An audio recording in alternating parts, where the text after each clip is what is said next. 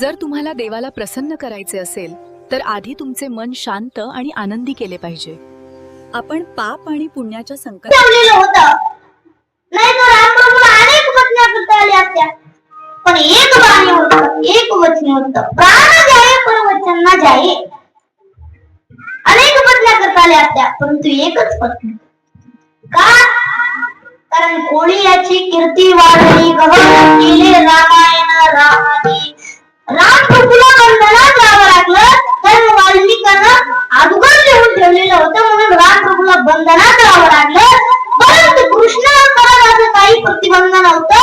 त्यांनी मात्र 16,108 बायका केल्या होत्या. मग त्यांचं कसं असेल, आपल्याला एकच पेसा बरगाडा मोकळ्या करून सोडल्या. त्यांनी मात्र 16,108 बायका केल्या होत्या.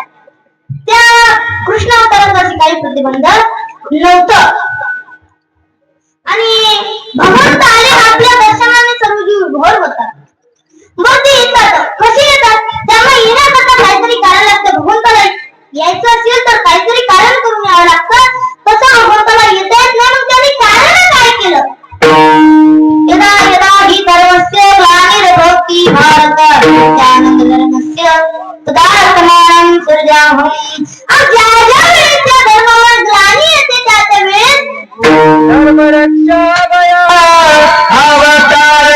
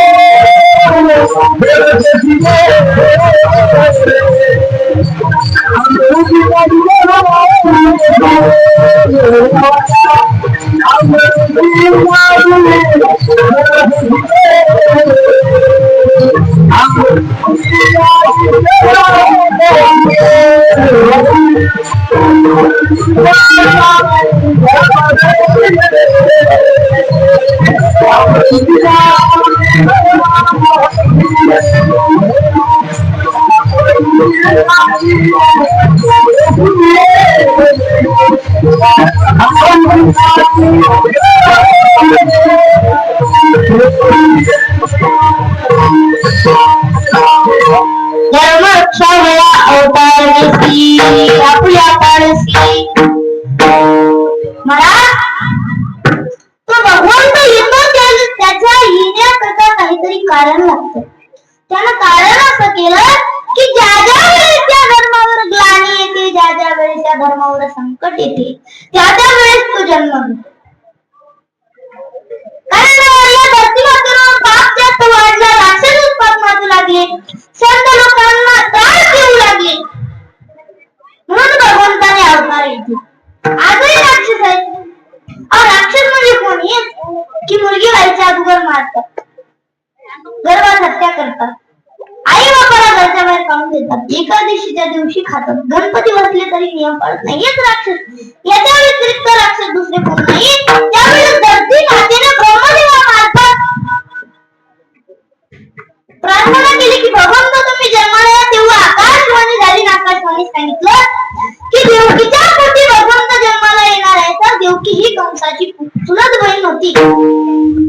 तिचा विवाह वसुदेवासोबत लावलेला होता, परंतु विवाहामध्ये काय विघ्न आलं.